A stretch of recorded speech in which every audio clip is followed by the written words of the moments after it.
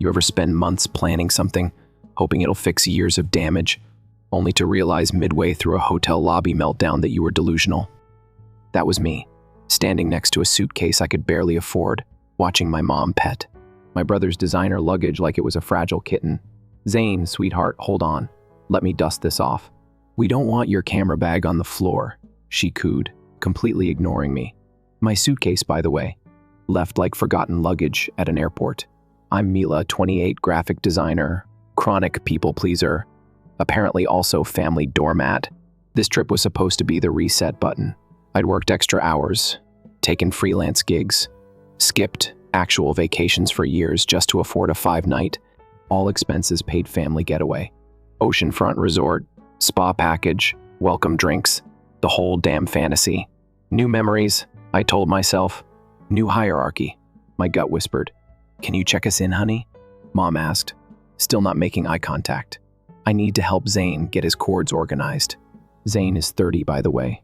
He has no job title, just a vague influencer identity and an obsession with Twitch streaming that hasn't paid a cent in 3 years. I nodded and walked to the reception desk like a good little disappointment. "Reservation under Mila Carter," I said with a forced smile. 2 rooms, 5 nights. The receptionist tapped her keyboard and returned my smile. "Yes, of course. The oceanfront suite and the garden view room. Here are your keys, Miss Carter." Ah, the suite. I had imagined myself there. Bathrobe, balcony view, no Zayn snoring through his midnight gaming rage. Back at the family huddle, I handed over the key cards. Mom beamed. "Wonderful. Zayn, you'll take the suite, obviously." My hand clenched around the strap of my bag. "Actually," I said, careful with my tone, "I thought maybe Mom and Dad could take the suite. Zayn and I can share the other room." Mom looked horrified. "You'd think I suggested we all sleep in a janitor's closet." "Don't be dramatic, Mila. Your brother needs his space. He's very sensitive to noise, remember?" "Yes, I remember. I remember being banned from playing music because it bothered Zayn's energy. Meanwhile, he once played Fortnite on full blast during my final portfolio review." Dad finally looked up from his phone. "The garden room only has 1 bed. I booked one with 2 queens," I said, already knowing where this was going. "There must have been a mix-up." Mom waved me off. "You can take the pull-out in the suite." The pull-out. In the suite I paid for my family, so my brother could sleep like a king while I contorted on a couch like a second-rate intern. That's when something inside me snapped. No. The word wasn't loud, but it landed like a dropped plate. Everyone paused. Dad blinked. Mom's lips parted, stunned. Zayn actually took out one of his earbuds. "Excuse me?" Mom asked, her voice rising. I said no. I'm not sleeping on a couch. I paid for this vacation. I booked the rooms. I planned everything. Dad sighed. That familiar, heavy sigh that always preceded Mila. "Don't make a scene." "I'm not making a scene. I'm setting a boundary." "Over sleeping arrangements?" Zayn scoffed. "God, take a chill pill." "No, Zayn. It's not just sleeping arrangements. It's 28 years of being told my needs don't matter because yours are more important." My mother's eyes filled instantly. Classic move. Cry now, guilt later. "Oh, come on," she said softly. "We've always treated you both the same." That actually made me laugh. A single, sharp sound that didn't even sound like me. "You paid for Zayn's camera school, his social media classes, his gaming rig. I paid my own way through college with 2 part-time jobs and a scholarship." Dad stepped in, tone flat. "You've always been jealous of him. We thought you'd grow out of it." "Jealous? What's there to be jealous of?" "The parental attention he sucked out of every room. The endless leeway, the get-out-of-responsibility-free card." "I'm not jealous," I said quietly. I just finally realized I deserve better. And then I turned, walked right back to the reception desk while they all stood there stunned. "Hi," I said to the same receptionist, who was now clearly intrigued. "I'd like to modify my reservation." 10 minutes later, I walked back holding a single key card. "What's that?" Dad asked, voice tight. "The key to the presidential suite," I said calmly. I upgraded. "And our rooms?" Mom asked slowly. "Cancelled," I said, sliding the key card into my purse. "You what?" Dad barked. "You can't leave us without a room. There's a budget inn 2 miles down. Maybe they have a pull-out couch." Zayn's jaw dropped. "You're such a brat, Mila. You know Mom and Dad only had you in case I needed a transplant or something, right?" That hit like a punch. but it wasn't a surprise. And now I'm done being your backup plan, I said, grabbing my suitcase. I'm not the emergency contact anymore. Dad stepped forward, furious. I'll take legal action if I have to. For what? I asked. Canceling a reservation in my name? You're ungrateful, Mom whispered, her tears now streaming. After all we've done for you, I stopped and turned, really looking at them for once. Name one thing you've done for me, I said. Just one. Silence. Complete, echoing silence. I thought so. Then I walked to the elevator. The doors slid shut on 3 stunned faces. My heart raced. My palms were slick, but something in me had finally shifted. I was done chasing their approval, done shrinking myself to keep the peace. The presidential suite, gorgeous, champagne on ice, ocean view, tub bigger than my bed back home. I toasted my reflection in the window. To me, I whispered, to not being second choice anymore. The champagne was half gone by the time I finally let myself breathe. I sat cross-legged on the massive bed, wrapped in a robe that probably cost more than my winter coat, scrolling past the 27 unread messages, lighting up my phone. Most were from Mom, each one a masterclass in emotional manipulation. 8:14 p.m. Where are we supposed to sleep? 8:35 p.m. Your father's back is already hurting. 9:01 p.m. Mila, this is childish. 11:42 p.m. Zayn can't sleep with traffic outside. He's sensitive, you know that. 3:17 a.m. We found a motel. It's not ideal. I hope you're happy. Not once did they ask how I was doing. No, are you okay? No, we're sorry. Just guilt. Pure, unfiltered, vintage Carter guilt. I set the phone down and turned off the lamp. The silence that filled the suite was a kind I hadn't felt in years.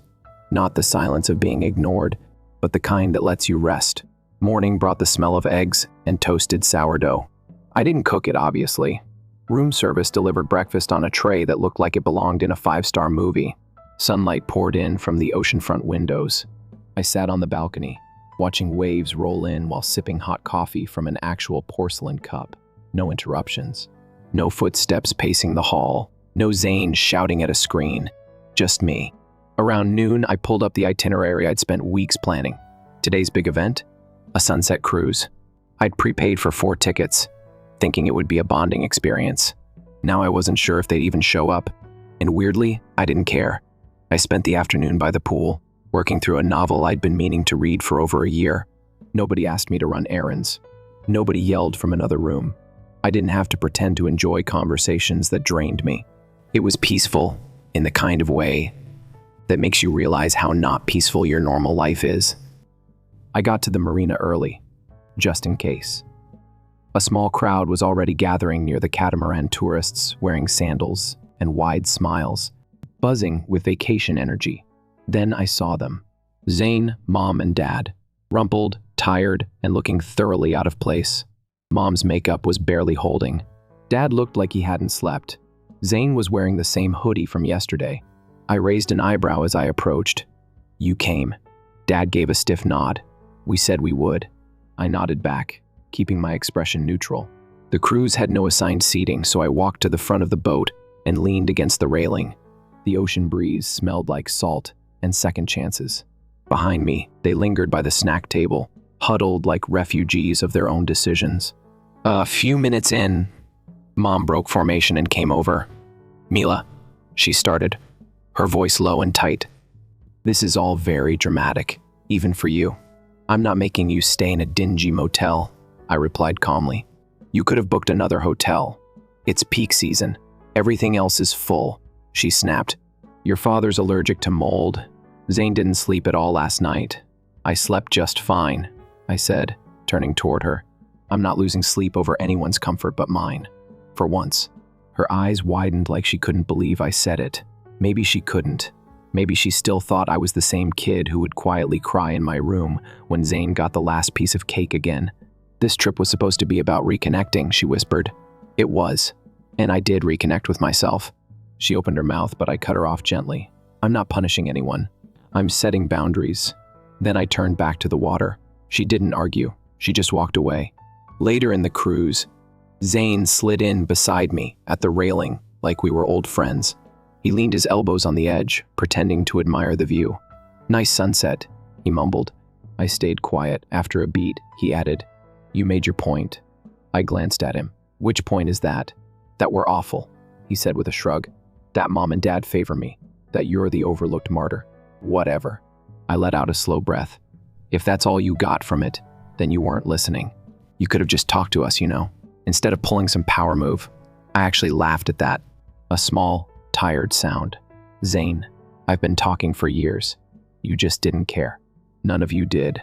Not when I was struggling to pay rent. Not when I graduated without a single family member at the ceremony. Not when I got promoted and all Mom said was, 'Good for you, sweetie.' Did you hear Zayn hit 500 Twitch followers? That was a big deal for me." "And that's fine," I said, turning to him. "But every little win for you is celebrated. Every win for me is tolerated." He looked down at his hands. "I didn't ask to be the favorite." "No," I said softly. "You just benefited from it every day of your life." Zayn said nothing after that. The rest of the cruise was quiet. Not awkward quiet, just still. The kind that settles over people when they realize something real has shifted. The next few days passed like that. They joined me for the activities I'd planned: guided hikes, a cooking class, even a cultural tour, but always with that same energy. Uncomfortable, unspoken tension. Me on one side, them clinging together on the other. They still hadn't booked a better hotel. Apparently, the only available options were hours away. I wasn't gloating, but I wasn't offering solutions either. Each morning, I woke up refreshed, took my time, ordered breakfast on the balcony, read by the pool, booked a massage. It felt like I was finally living the life I thought I had to earn by sacrificing myself for them. And each evening, I saw them wilt just a little more. Not just from the crappy motel beds, but from the lack of control. Because for once, I wasn't bending. On the final night, there was a knock at my door. I opened it to find Dad, alone. "May I come in?" he asked, his tone surprisingly formal. I stepped aside and watched him take in the suite, the clean space, the soft lighting, the smell of fresh linen and candle wax from the spa downstairs. He looked tired, not just physically, deep down, soul-level tired. "Your mother wanted to come," he said, "but I thought maybe it was better if we talked." I nodded once. "Okay." He walked to the window and stared out at the ocean, silent for a beat. "What you did was unnecessary," he said at last, "but maybe not unjustified." I blinked. That was almost an acknowledgement. "We never worried about you because you didn't need anything," he continued. "Zayn always needed more help. You seemed fine." "I wasn't," I replied quietly. "I was just quieter about it." He nodded slowly, eyes still fixed on the horizon. "We failed you in some ways." "Yeah," I said, "you did." There was no anger in my voice anymore. "Just fact. I don't expect you to fix it," I added. "But I'm not going to keep pretending it never happened." Another pause. "We're heading back tomorrow," he said.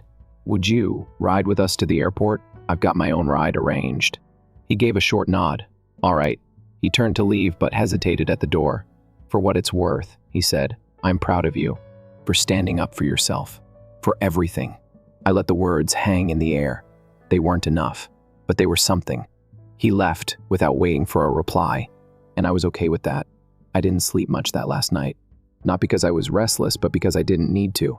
My body wasn't on edge, waiting for footsteps outside my door or someone asking me for a favor. I never offered.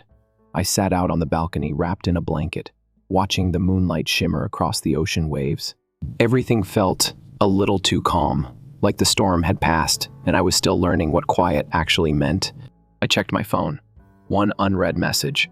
"Mom, we're heading to the airport at 9. Thought you might want to come with us." It wasn't an apology, not even a peace offering, just logistics.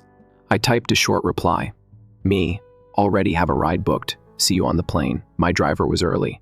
A retired surfer named Mike who offered me a coffee from the front seat and played mellow acoustic guitar through the speakers the whole way. No small talk, just warmth. I didn't see my family until I got to the gate. They were already in line. Zayn slumped in a chair playing on his phone. Mom sipping an overpriced latte. Dad scrolling through emails again like the vacation never happened. None of them looked up when I walked past to board early. Perks of first class. I stepped into the cabin, slid into my window seat, and leaned back. The leather was soft, the legroom glorious, and for once I didn't feel guilty about having more than them. I felt even balanced. I spotted them board 20 minutes later. Economy, row 23. They didn't even glance toward the front of the plane. It was fine. We'd shared a vacation. That didn't mean we had to share everything. The flight was uneventful, a little turbulence, a forgettable sandwich, a quiet buzz of low conversation and engine hum. I used to dream about moments like this, calm, undisturbed hours where no one needed anything from me. But what surprised me most was how natural it felt now, like my nervous system had finally decided it could stop bracing for impact. We landed. They didn't wait for me, which was fair. I didn't wait for them either. Home. God, I'd missed my apartment. I'd always liked the place, but now it felt sacred. Mine. Every inch of it. My photos, my coffee mugs, my weird little plant wall. For years, I'd kept the second bedroom as a guest space, mostly for Zayn.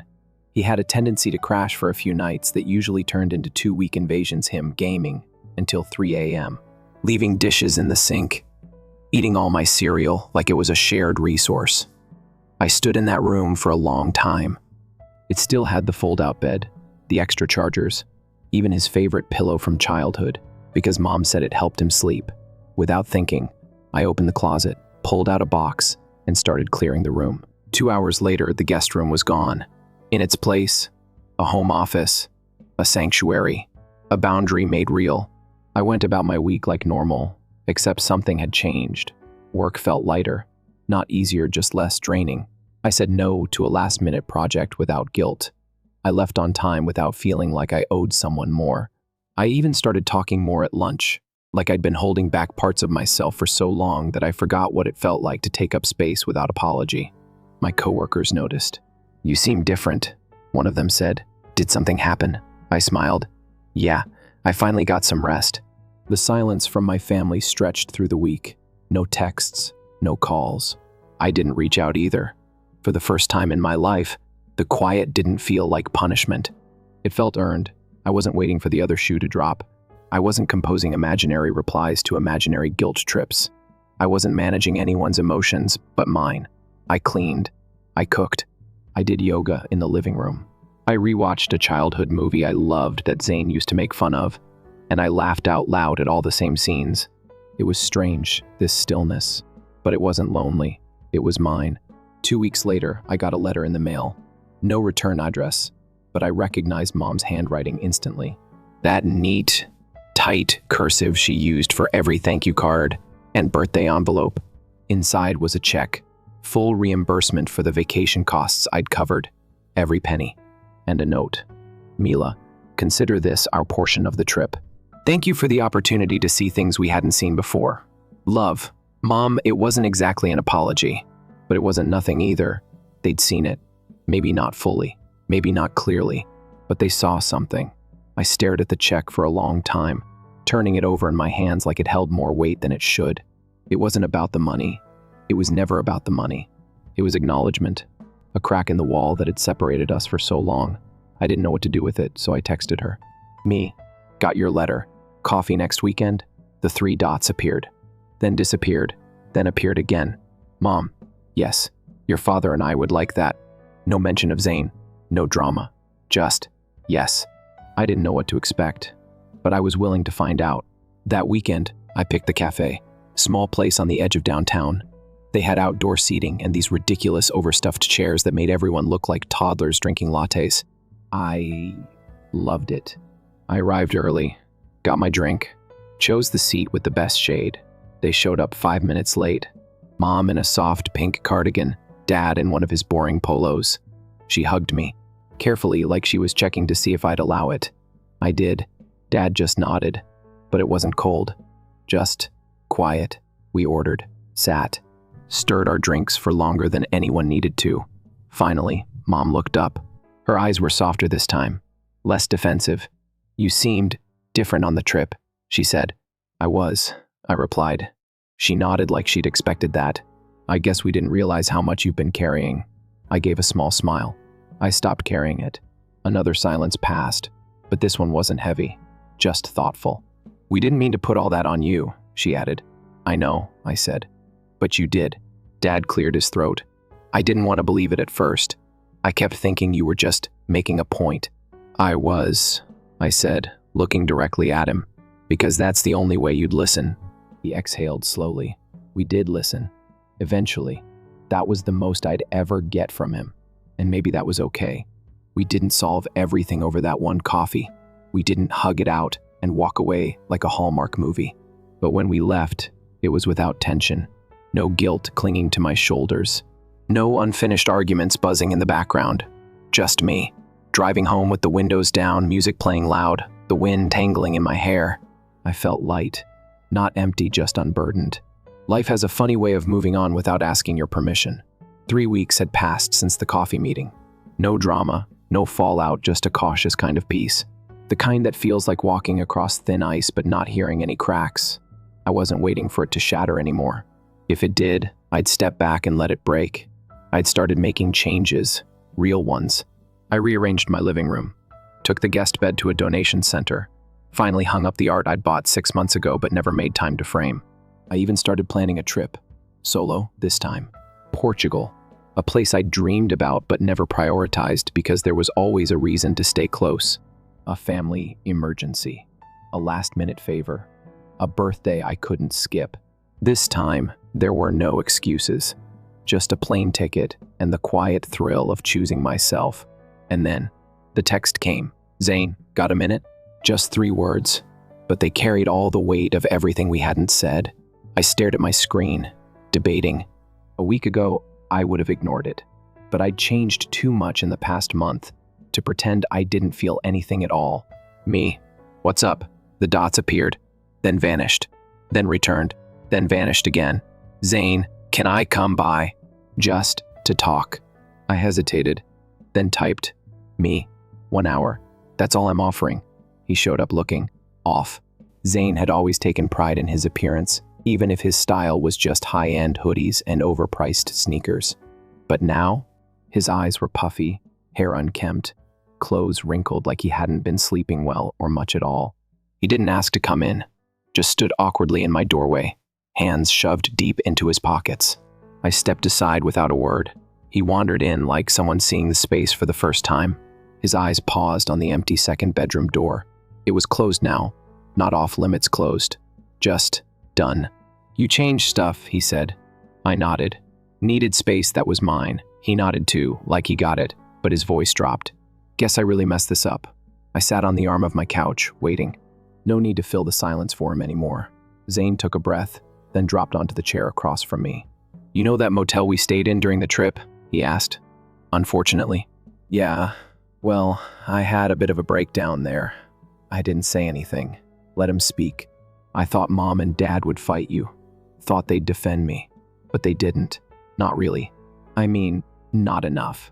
He looked up, and for once, the arrogance was gone. Stripped away. He looked like someone who'd realized his throne was made of sand. I think I started spiraling after that. Like, if I wasn't the favorite, then who the hell was I? I tilted my head. That's what this is about? Losing your position? No, he said quickly. I mean, maybe at first, but it's more than that. He rubbed his eyes. I've been trying to get this influencer thing going for years, and it's not happening. Not really. Not the way I told everyone. The numbers are bad. No brand deals.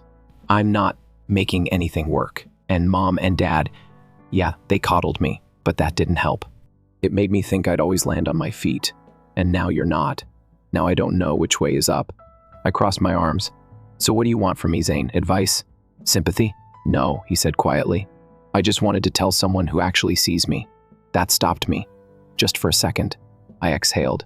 You spent your whole life being seen, Zayn. You just never had to work for it. He looked down at his hands.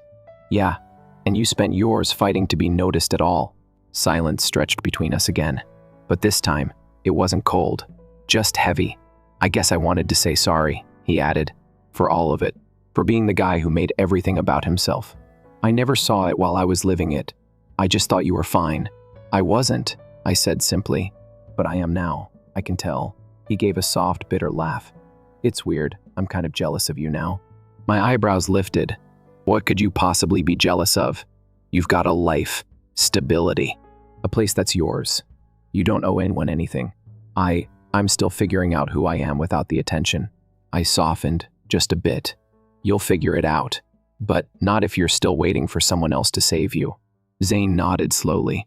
Yeah, kind of figured that part out in a bed that smelled like bleach and despair. I smiled, in spite of myself. Thanks for hearing me out, he added, standing. You're welcome. He reached the door, then paused. So, do I have a chance at not being the villain in this story? I tilted my head. That depends on what you do next. He left without another word. And just like that, the past started settling into something that looked almost like closure. That night, I stood by my window, watching the city pulse with life below. Cars flickering past, windows glowing, someone's laughter rising faintly through the air. A soft, ordinary kind of magic. My phone buzzed again, this time from Mom. Mom, your brother came by. He looked different, sad, but lighter. Then another message. Mom, whatever you said to him, thank you. I stared at it for a long time. Maybe this was what healing looked like, not dramatic confrontations or loud apologies, but slow shifts. Quiet truths finally acknowledged. The next morning, I got a message from HR. The promotion I'd been offered before the trip, one I'd hesitated on because I wasn't sure I could juggle family expectations and work stress, was still available. Are you still interested? I smiled and hit reply. Absolutely. Later that week, I walked past my hallway mirror and caught a glimpse of myself, messy bun, oversized sweater, coffee in hand, and realized something weird. I looked peaceful, not happy in a Disney movie peaceful, but grounded, like I knew who I was and didn't need anyone to tell me I mattered. I did. I always had. I just stopped waiting for someone else to say it out loud. It started with a simple question. Will you come for Dad's birthday? Mom had texted me 2 weeks after Zayn's visit. The message was short. No pressure, no guilt, just the words, floating on my screen like an invitation wrapped in hesitation.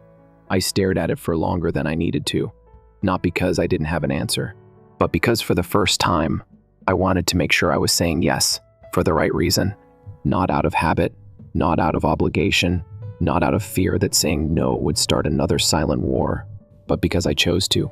And surprisingly, I did. The party was at their house, same one I grew up in. The one where I'd learned to shrink myself in the corners, while Zayn soaked up the spotlight. But something about it felt smaller now. Not in a bad way, just less intimidating. I pulled into the driveway, parked next to Dad's silver sedan, and took a deep breath before walking in. Zayn opened the door. He looked better, a little tired still, but grounded. He was wearing jeans and an actual button-down shirt, which might as well have been a tuxedo in Zayn terms. Hey, he said, offering a small smile. Hey, you came. I nodded. Yeah, I did. He stepped aside, and I walked in. The living room looked the same. Same old floral couch. Same framed photos that had barely changed in a decade. Except one new one caught my eye, a photo of all of us on the cruise boat, taken during the sunset. We weren't even posing. Just standing together near the railing, the orange sky behind us. It looked real. Mom appeared from the kitchen, wiping her hands on a dish towel. I didn't think you'd come, she said quietly. I almost didn't, I replied, honest. She gave a soft, sad smile. I wouldn't have blamed you. That alone made something in my chest relax. The party was small, just the four of us, a neighbor or two, and one of Dad's old co-workers. No balloons, no fuss. Just takeout from his favorite Thai place and a homemade chocolate cake. And yet, it was the most peaceful birthday I'd ever attended. There was no shouting over one another, no subtle digs masked as jokes, no shifting conversations back to Zayn's achievements or Mom's latest redecorating ideas. It felt even, like we were all allowed to exist in the room without performing. Halfway through dinner, Dad raised a glass. Thank you all for being here. I know this year's been different, but I think we're better for it. His eyes met mine briefly. There was no lingering resentment, just acknowledgement. And weirdly, I felt proud of him. Not because he changed overnight, but because he finally stopped pretending there was never anything that needed changing. After dessert, Zayn offered to help with the dishes. I nearly fell out of my chair. I don't believe it, I whispered as we stood at the sink, rinsing plates side by side. Yeah. Don't get used to it, he said with a smirk. But I figured, time to be the adult for once. Better late than never. He nudged my shoulder with his. We didn't need to say more. Later, as I packed up to leave, Mom walked me out. The air was cool, the porch light casting a golden halo over the steps. She looked down at her hands, then back up at me. Thank you for coming, she said. I nodded. I know we're not perfect, she added, and I know you've had to carry more than your share. I'm not here to relive it, I said gently, but I'm also not pretending it didn't happen. She exhaled slowly. Fair. We stood there for a moment, the silence between us not awkward, but honest. Can I ask you something? She finally said. Sure. Have you forgiven us? I looked past her toward the window, where Zayn and Dad were still inside, chatting and laughing softly. Then I met her eyes. I'm not sure forgiveness is a switch you flip, I said. It's more like a boundary line, and I've finally found mine. She didn't speak, but she understood, and that was enough. The next morning, I got up early, made coffee, and sat by my window like I always did. The city was starting to wake up early joggers, delivery trucks, the occasional honk echoing down the street. My phone buzzed. Zayn, you were cool yesterday. I mean that. I smiled. Typed back. Me, you weren't so bad yourself. Zayn, thinking about moving. Somewhere smaller. More mine. Any advice? I stared at the message. This wasn't him asking for a favor. This was him trying. And it made me feel something I hadn't expected. Hope. That afternoon, I booked my trip to Portugal. No hesitation this time. No second guessing. 10 days. Ocean cliffs. Wine. Time that belonged only to me. When I got the confirmation email, I forwarded it to a close friend with one line. Finally doing it. She replied with heart emojis and a screenshot of a beach playlist. Life wasn't perfect, but it was mine now. And that was everything. That evening, I lit a candle, poured a glass of red wine, and opened my journal. I'd been keeping one since the trip. Not daily, not structured. Just a place to pour out the mess and clarity alike. I flipped back to the entry I'd written the night I booked the presidential suite. I'd ended it with, I don't know what happens next. But for the first time, I'm not scared of finding out. And now? Now I added, I still don't know what happens next.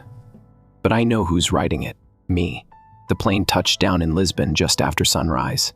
I was tired, jet-lagged, and slightly dehydrated from the in-flight wine, but I couldn't stop smiling. Portugal had always lived in the corners of my dreams, a quiet wish tucked between work emails and family drama. Now it was real. My suitcase bumped against cobblestone as I walked toward the taxi line, ocean air brushing past me like a welcome. This trip wasn't an escape, it was a declaration. The hotel was small, tucked in a colorful alley near the coast. Whitewashed walls, terracotta roof, a little balcony with a view of the water. It didn't have the grandeur of the presidential suite from my family vacation, but it didn't need to. This place was mine, booked on my card, chosen for myself, no one else's name on the reservation, no one else calling the shots. I unpacked slowly, putting things where I wanted them, not for convenience, not for someone else's comfort, just for me. I let myself breathe in the quiet. Then I let it go. The days passed in a rhythm I didn't expect. Morning espresso in quiet cafes, wandering through winding streets that smelled like fresh bread and sea salt, sitting on stone steps, watching waves hit the shore as if they had all the time in the world. I tasted things I couldn't pronounce, got lost on purpose, took pictures no one else needed to approve, wrote in my journal until the pages curled from ocean air. Everywhere I went, I felt lighter. No one needed me here. No one expected anything. I wasn't the responsible one. I wasn't Zayn's sister. I wasn't the fixer, the planner, the glue. I was just Mila. And for the first time in my adult life, that was enough. On the 5th day, I got a message. Not from my parents, not from Zayn, from someone I hadn't expected. Carly, an old friend from college I hadn't heard from in years. We'd lost touch somewhere between job changes and time zones. Carly, hey, this is random, but your brother reached out to me last week. Asked if I'd talk to you. Said it wasn't about him, just something I should see. I froze, thumb hovering over the screen. Carly commented. He didn't give me details, just said you'd know what it meant. I wasn't sure if I should message you, but here I am. There was an attachment. I hesitated, then I opened it. It was a video. Just under 3 minutes. Zayn, sitting on the floor in his apartment. No ring light, no filters, no fancy intro. Just him, looking straight into the camera. He cleared his throat, like he wasn't sure where to start. So, if you're watching this, you probably know things got messy. And I made them worse. I didn't know how to fix anything without trying to control the narrative, so instead, I'm just owning it. He ran a hand through his hair, eyes tired but steady. I've spent most of my life thinking the world owed me something, especially our family, especially you, Mila. You were always the one cleaning up behind me, quietly holding it all together while I took up all the space. He paused, swallowed. I don't expect forgiveness. I don't even know if I deserve it, but I'm not running from who I've been anymore. That version of me, he's not who I want to be. Another pause, a breath. You taught me something. By walking away, you made me look at myself. And maybe that was the most loving thing anyone's ever done for me. The screen went black. That was it. No tears, no begging, just honesty. I sat there in my Lisbon hotel room, the waves outside crashing softly in the distance, and let the stillness settle over me. I didn't cry, but something inside me shifted again. Not the crack of a fault line like before, but the soft, quiet tilt of healing. He didn't ask to be let back in. He just asked to be seen for who he really was. I could do that, from a distance, with boundaries. It didn't erase everything, but it mattered. That night, I walked down to the beach alone. The sky was a canvas of deep indigo, stars scattered like secrets. The air was cool, the sand soft under my feet. I thought about my family, about how much space they'd taken up in my heart, how hard I'd fought to be loved the same way I loved them, and how long it took to realize love doesn't always show up equally. But that doesn't mean it has to keep you small. They were changing. So was I. But the truth was simple. I didn't need them to catch up in order to move forward. My story wasn't waiting on theirs anymore. Back home, things didn't magically fix themselves. There were no family dinners with group hugs, no sudden epiphanies or Instagram-worthy reunions, but there was effort. Zayn called once a week, sometimes to talk, sometimes just to say he was still trying. He'd started freelancing, nothing glamorous, just editing gigs, but he was working, learning to live within his means. He didn't ask to move in. He didn't show up unannounced. He respected the distance. Mom sent me a recipe she found that reminded her of Portugal. Dad emailed an article about a design exhibit he thought I'd like. No extra commentary, just the link. These were small things, but they were new things, and that meant something. 6 months after the trip, I went back to the same hotel solo again. Booked the same suite, the same view. But this time, it wasn't about reclaiming power. It was about celebrating peace. I sat on the same balcony with a glass of wine, journal in my lap, watching the waves roll in like they always had, calm, unhurried, unapologetic. I wrote, "This isn't a revenge story. It's a story about choosing myself, about walking away, not out of hate, but to make room for self-respect, about learning that love doesn't mean sacrificing your worth. And sometimes, the most powerful thing you can do is nothing at all. Just stand tall and let the silence speak for itself." I looked up. The sky was streaked with pink and gold. A new sunset. A new chapter. No longer the fixer. No longer the forgotten. Just me. Whole. Story 2. It's only a little assistance. You're self-centered. When I refused to pay for my sister's automobile, my dad yelled at me. I permanently left. I got a call from the bank 3 days later. When everything eventually crumbled beyond repair, I was 26 years old. I had lived my entire life with the cracks. The basis of our relationships is being eroded by a little crack, increasing in width every year. My mother's birthday supper was that evening. We assembled around her dining table, which we had used for innumerable Sunday dinners and holiday get-togethers. Sister Brenda, my golden child, reveled in my father's loving gaze, who remained as strict as ever. And me, the letdown in the family.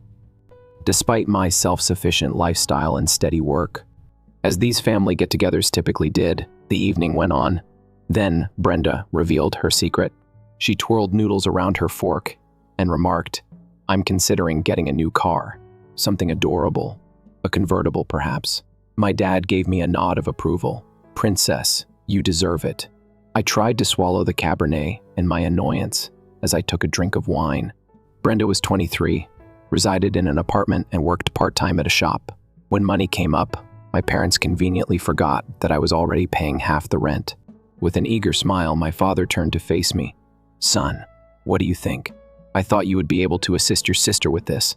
The wine glass hung between my lips and the table as my hand stopped in midair. the boldness. I put my glass down carefully. Half of her rent is already paid by me.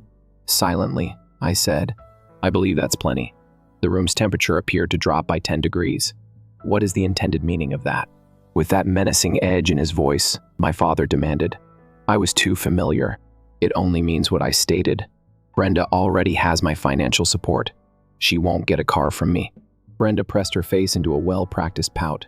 I believed your performance at work had improved. It's only a little assistance. I clenched my jaw. A small amount of assistance similar to the small amount I'd been providing her for years. The small assistance that had kept me from saving for that trip to Rome, or from relocating to a nicer flat. At work, I'm doing well. I'm not required to purchase you a car because of that. My dad's expression hardened. You treat your sister like this.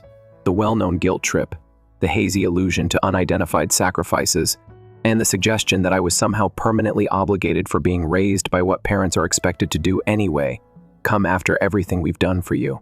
Something broke inside of me. Dad, what specifically have you done for me? Tell me. Since I funded my own education, I purchased my own vehicle. Since I was 19, I have been financially independent. His eyes swelled. You're not thankful. I'm not ungrateful, I promise. I'm worn out. Getting treated like the family ATM is getting old. You pretend that Brenda is too valuable to sustain herself, since she is superior to you.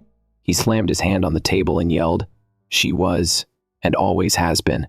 Like smoke, the words lingered in the air. My mom let out a gasp. Brenda averted her gaze, but I simply felt relieved. And now, out loud, the truth I'd always known. I couldn't help but chuckle. I suppose she no longer needs my assistance since she is so much superior to me. With my chair scuffing the wooden floor, I got up.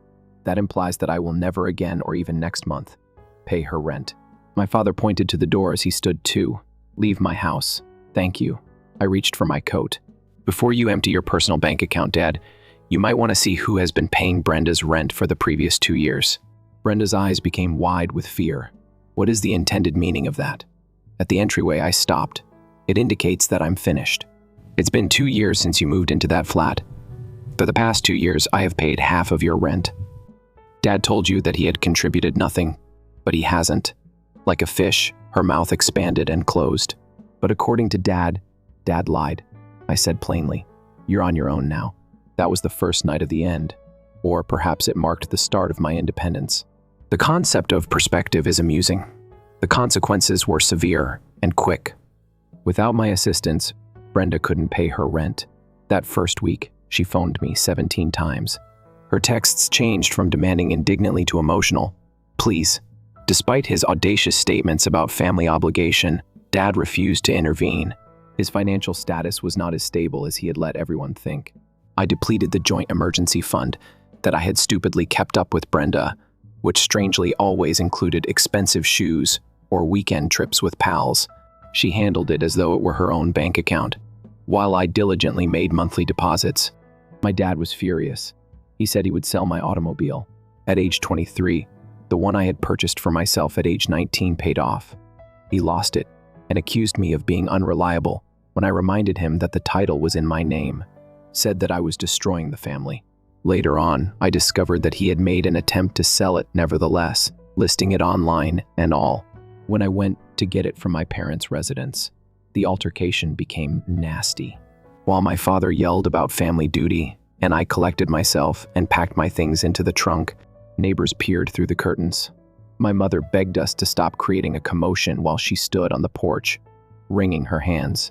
Always worried about looks, never tell the truth. I was unaware at the time that my father had already prepared a more complex trap. I got an official-looking letter 3 days after I got my car back. As I read that, I felt sick. A notice that my car is being repossessed. It was illogical. I had the title in my name and had paid off the automobile years prior. After being transferred many times, I gave the bank mentioned on the warning a call.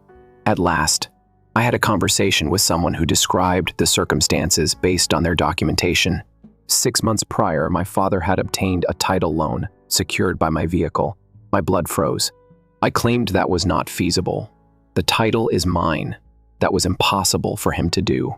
All the documents are here, sir, the representative responded. You signed it. I hadn't signed anything, though. An hour later, the documents arrived via email, and I demanded copies. I gaped at them in shock. My signature, or what appeared to be my signature on loan documents, was there. I had never seen it. My father utilized my social security number, faked my identity, and made an exact duplicate of my signature, likely from old school records he had saved. I couldn't put into words how I felt violated. Not all of this was financial trickery. It was identity theft. This was illegal. I was engulfed in anger and betrayal for the next 3 days. For months, my father had been organizing this, had been planning to utilize my car and other belongings as security for his personal financial gain, while requesting that I assist in providing for his favorite child. The bank was strong yet understanding. They threatened to seize the automobile unless I paid back the $7,000 debt my father had taken out. Paying down a debt was one of my few alternatives. I never lost my transportation or filed fraud accusations against my own father. I went with option number 4. I paid off the bogus loan, sold the automobile myself, and used the proceeds to purchase a less expensive car. Although it represented a major downgrade, it was one more way for my father to maintain control. He called in a fit of wrath after learning what I had done. I can't even sell that automobile. I knew he needed the money, didn't I? I knew what this would do to the family, didn't I? Without answering, I hung up. I no longer had his problems. The biggest betrayal was still to come, though. 3 weeks following that catastrophic supper, I learned that my father had been steadily depleting our family savings account, which I had been making contributions to since I was 16 years old, when I started my first job. In order to pay for Brenda's buying habits and his own failing business endeavors, he had been taking out loans against it. That account still had my name on it. The following morning, I went to the bank and took out all the last penny, $7,853 in total. It wasn't a fortune, but given what he'd stolen, it was mine. After that, I terminated the account. It was that afternoon that my phone rang. The name of my father appeared on the screen. "Do you believe you're accomplishing something?" His voice was a mix of alarm and anger. "Taking what is rightfully mine before you take what is not," I answered, sounding more composed than I actually was. "That money was necessary to me," he yelled. "Next week, the collectors will arrive." My heart pounded from understanding rather than dread. Family has never been the focus of this. Using me had always been the goal. No longer my problem. This cannot be done to us. We are related. Family members do not steal from one another. Dad. In order to change the locks on my apartment door, I hung up, blocked his number, and blocked Brenda's. It was insufficient. My apartment door was open when I returned home 2 days later. I had lost my TV. My grandfather left me the watch and my laptop. My spare key was taken from my mother's emergency contact list by my father. I made a report and called the police. At a pawn shop across town, they discovered my electronics. The receipt bore my father's signature, which the proprietor remembered. I contacted a lawyer, recorded my father on the phone, admitting to the theft, threatened to press charges unless he returned every dollar he'd ever taken from me. He paid every cent, and I cut all ties. This decision to completely sever connections with my family wasn't made impulsively. It came after nights of packing my apartment, hands trembling, questioning everything I thought I knew about family and obligation. I'd been raised to believe that family bonds were unbreakable, sacred, that you forgave family no matter what, because blood was thicker than water. My father had repeated these mantras my entire life, even as he systematically exploited and undermined me. The cognitive dissonance was suffocating. How could I abandon the people who had raised me? What kind of person walks away from their family completely? But then what kind of father steals from his son? What kind of father forges signatures and drains bank accounts? What kind of father breaks into his child's home? The guilt of leaving fought with the fear of staying connected. I wrote pages of pros and cons, called an old therapist, talked it through with the 2 friends who knew the full situation. The turning point came one night at 3 a.m. I was lying awake, my stomach in knots, when a simple question formed in my mind. Would I allow anyone else to treat me this way? The answer was immediate and clear. No, never. So why was I allowing it from people who were supposed to love me more than anyone else? That clarity didn't make the decision easier. It just made it necessary. I moved to a new apartment, changed jobs, went completely off the grid as far as my family was concerned. Sometimes the only way to heal is to remove yourself from the source of the pain. The first few months of no contact with the hardest holidays left me hollow. Birthdays passed unmarked. I'd reach for my phone to text Brenda about a movie she'd love, or call my mom when I cooked one of her recipes. Then I'd remember they weren't part of my life anymore. I'd wonder if I'd made the right choice, if I was overreacting, if I should just apologize and try to mend things. Then I'd remember the theft, the lies, the years of manipulation, and I'd put the phone down. The doubt would creep in at night when the apartment felt too quiet and my thoughts too loud. Was I being cruel, selfish? What if they needed me? What if they were sorry? But deep down, I knew the trend would only reoccur. My father would control, Brenda would take, my mother would enable, and I would be left spent and empty, wondering why I was never enough. So I held firm. I developed new traditions, met new people who respected me for who I was, not what I could supply. Slowly, the raw pain of separation began to heal into something approximating tranquility. 6 months later, Brenda emailed me she was pregnant. The father had departed. She needed aid. "We're family," she wrote. "Families remain united." For a long while, I kept my finger over the respond button while I gazed at those words. A portion of myself, the part that was conditioned by years of responsibility and guilt, wanted to jump in and save her, to show that I was a nice guy and a good brother. But there's more. The pattern, the crisis, the call to family loyalty, and the expectation that I would compromise my boundaries because she needed me were all recognized by the part of me that was beginning to listen. I didn't answer right away. I chose to sit with the email open and analyze my emotions instead. There was worry for the unborn kid and sorrow for her predicament, a natural desire to make things better. However, there was also a deep fatigue and an understanding that until I broke the cycle, it would never stop. I didn't reply and closed the email. After giving it some more thought later that evening, I decided to designate it as spam and go on with my life. 3 years have passed since then. I can see the city from my new flat. At work, I've received 2 promotions. I take trips when I feel like it. No one depletes my finances or makes me feel bad for setting limits. Healing might sometimes seem like leaving. Sometimes acknowledging that some things weren't constructed correctly in the first place is more important than repairing what's broken. I ran into my mom at the grocery store last week. We looked at each other across the vegetable area. She appeared worn out and older. Something gave me a little pain. Not nearly culpability, not nearly melancholy. The resemblance to what may have been in a different family is more accurate. She came slowly, as if I may run away. As she looked at me, she remarked, "Maybe I would have, once you look well." I gave a nod. "I'm doing okay." She fidgeted with the strap of her purse. "Last month, your father suffered a heart attack." My heartbeat accelerated. Conditioning that is too old, dies hard. Is he all right? He'll get better. It was serious, though. I awaited the moment of guilt. The deception, the belief that I would return with a checkbook in hand. It never arrived. "I've been thinking about everything instead," she said. "I ought to have intervened. I ought to have kept you safe." Suddenly, my throat constricted. The script did not call for this. I did agree. "You ought to have." Her eyes filled with tears. "I don't think you'll pardon him or myself. I wanted to let you know that I now knew why you left." Unconfident in my ability to talk, I nodded.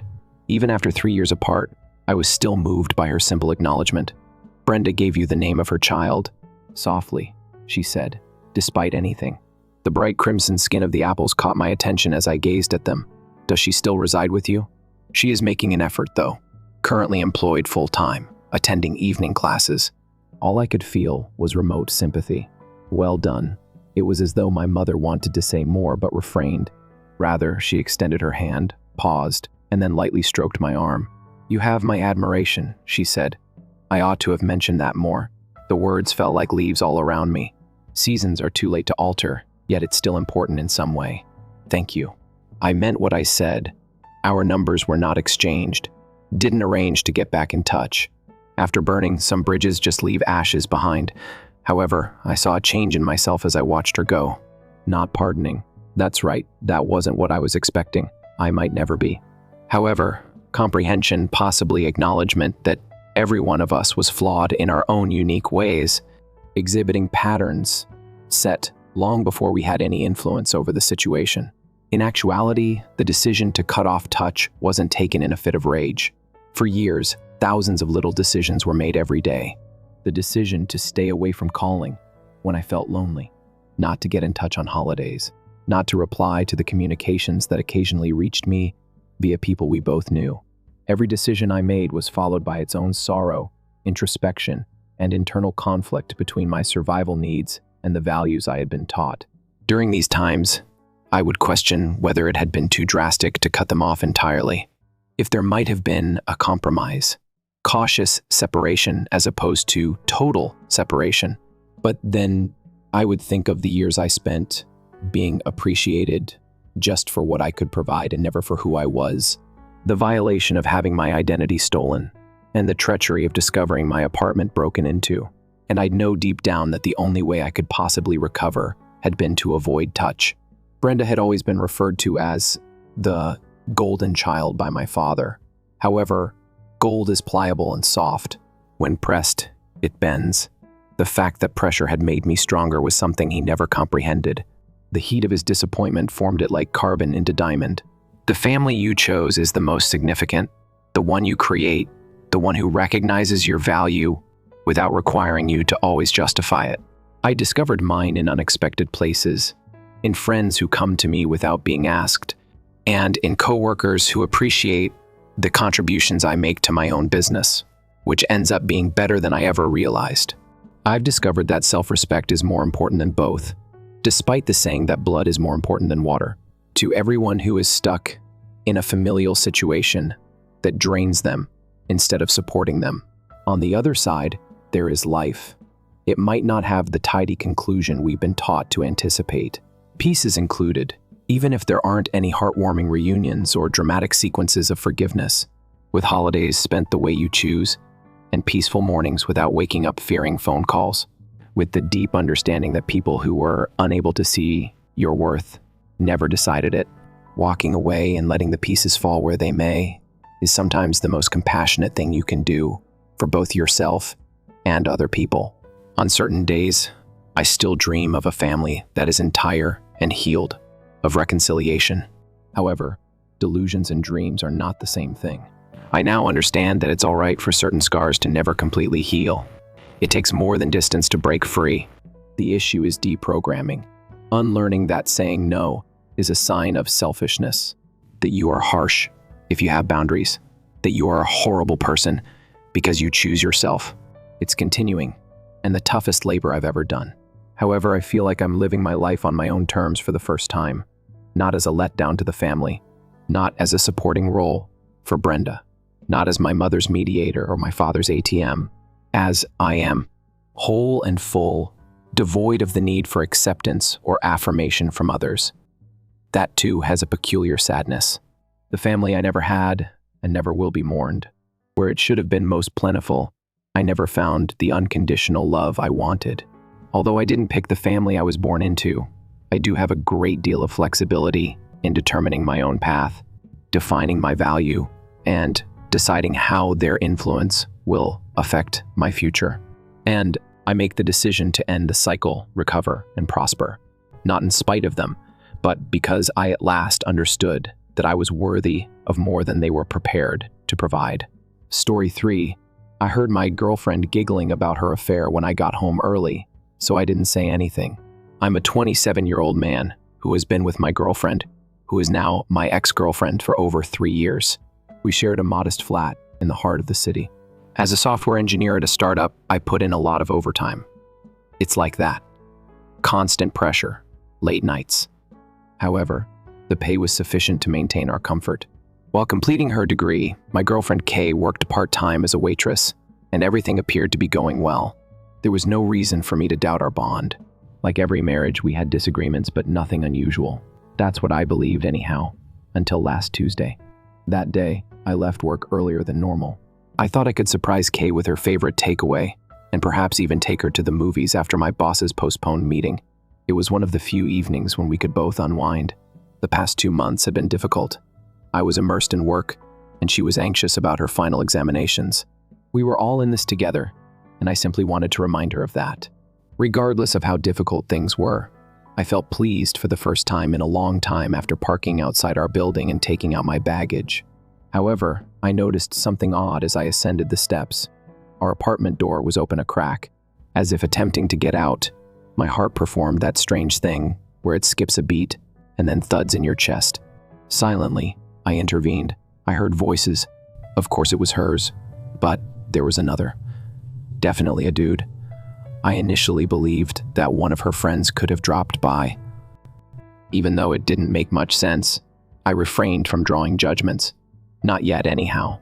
I proceeded into the little corridor that leads to the living room. Then I heard it. Yes, he is clueless. In the otherwise quiet flat, she was speaking in a clear, piercing voice. I went cold. He's always working after all. He doesn't seem to notice when I go out with you. In addition, I have him completely enamored with me. I could thus argue my way out of it even if he did. I blinked, wondering if my mind was deceiving me. Perhaps I didn't understand. However, no. I heard the distinct sound of a bottle clinking on the glass as the man chuckled. In our living room, they were consuming alcohol. He has no idea, she added. The ease of it has been almost depressing. What's the best part? He still believes that I'm aloof because I'm anxious about school. It's pitiful. My palm gripped the takeaway bag until my knuckles became white, and I felt my throat tighten. My heart was thumping wildly. From the other room, I hoped they may hear it. I wanted to barge in, confront her, yell, anything at all. However, I was immobile. I was out of breath. Well, the man responded, his haughty tone evident. Who really cares as long as it suits us? It is unlikely that you will ever be caught. That was it. I felt as though someone had yanked the floor out from under me. At that same instant, causing the universe to divide beneath me. I had no idea who this man was. One of the guys from her classes, perhaps. Perhaps a coworker. It made no difference. The fact that she had cheated on me for an unknown amount of time was what mattered. She was laughing about it as if it were a joke while she sat there. I considered storming in, yelling at her, ejecting them both, and demanding explanations. However, I was stopped by something. Perhaps it was because they were unaware of my presence, or perhaps it was the knowledge that no matter how I confronted them, the person I trusted and loved was now a total stranger to me. So I went out. I backed out of the apartment, turned around in silence, and gently closed the door. I couldn't chance that they would hear me. I have no idea why. After descending the stairs once more, I got into my car and drove away. I had trembling hands. My vision was blurry and I felt like I was suffocating. But I kept driving. I didn't go home that night. Hell, I didn't know where home was anymore. I ended up at a friend's place. Someone they didn't know about, so she couldn't track me down easily. I just crashed on his couch without saying much, staring at the ceiling, my thoughts spiraling into this dark abyss. The next morning, I blocked her everywhere on my phone, social media, email, anything you could think of. I didn't even tell her why. I wanted her to feel what I felt for that split second when I heard her voice laughing about me, like I was some idiot who didn't know any better. I wanted her to realize that I was gone, that she couldn't explain it away, that she couldn't manipulate her way out of it. The first few days were chaos. She tried calling 1,000,000 times, texting me, emailing me, sending messages through mutual friends, even showing up at my office. My phone would buzz constantly from all the unknown numbers she tried to reach me through. Every message started the same confusion, then apologies and eventually desperation. Why? One message started. Please, let's talk. I can explain everything. It's not what you think. I love you. I didn't respond. I couldn't. Because how do you respond to someone who can betray you so easily? Then try to twist the narrative as if you've somehow misunderstood the very clear betrayal you overheard. I wasn't misunderstanding anything. It was absolutely clear. She wasn't simply cheating on me physically.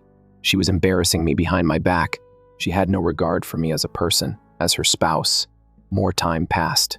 I started getting texts from our common acquaintances inquiring where I was, telling me that Kay was freaking out, weeping, anxious to chat.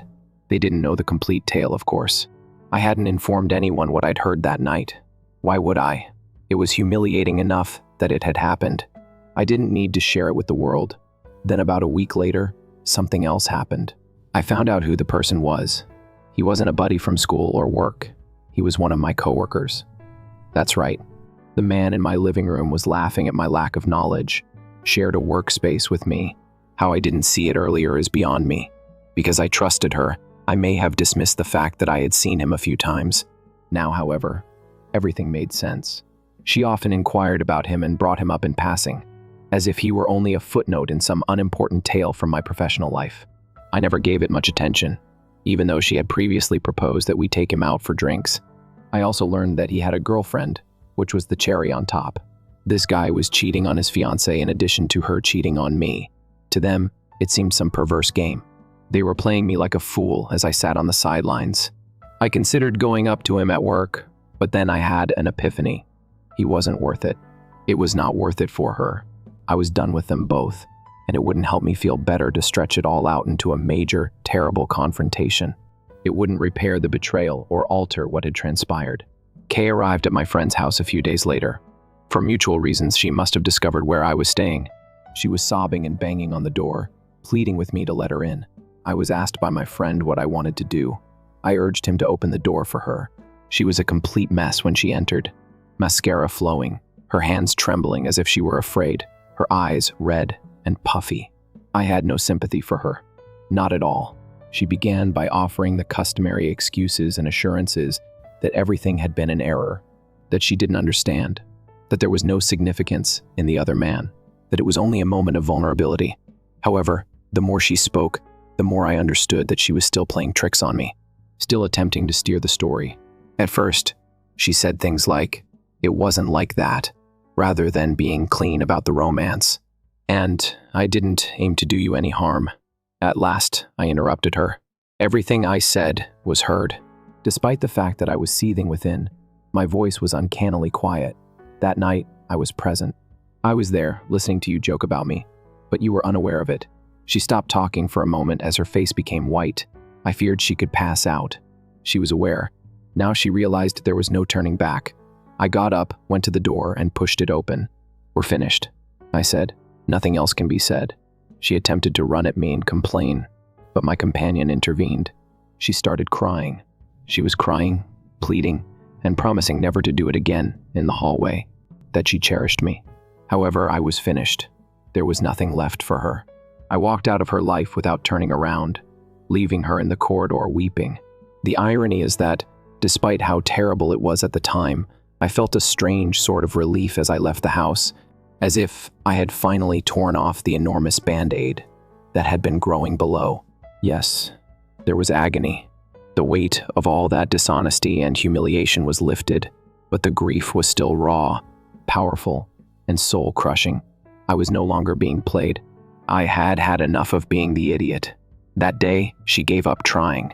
The messages, the calls, every one of them dried up. She must have recognized at last that she couldn't bring me back. Perhaps she found someone else. Perhaps she fell into humiliation and remorse. I'm not sure. I don't give a damn. The important thing was that I was no longer deceived by her. However, the man I worked with was another matter. You see, I considered quitting the position entirely. However, why should I? Why should my life be uprooted due to their self-centered choices? I refused to allow them to spoil anything. I had a future at this firm since I was good at what I did. I therefore made the decision to remain. I wasn't going to let him get away with it, though. The next week, with my head held high, I entered the office as usual, pretending that nothing had altered. But the tension was too obvious to ignore. He stayed away from me like the plague, whenever we happened to cross paths in meetings or the corridor, as if I were going to explode out at him at any moment. He would look anywhere but at me. Instead, I didn't offer him the satisfaction I desired. I made sure they realized what type of individual they had on their payroll in a quiet, collected manner, and with all the necessary proof. It was more than just me. It has to do with the other employees. By the way, his girlfriend worked in the building. It turns out that workplace affairs, particularly lying and manipulating coworkers, weren't exactly on the company's list of acceptable behavior. The consequences were severe. Before HR even had a chance to deal with him, his girlfriend learned. When individuals whisper behind closed doors, news travels quickly. He was gone by the end of that week, dismissed, ruined reputation. And me? I made sure no one believed I was the kind of person to be messed with again.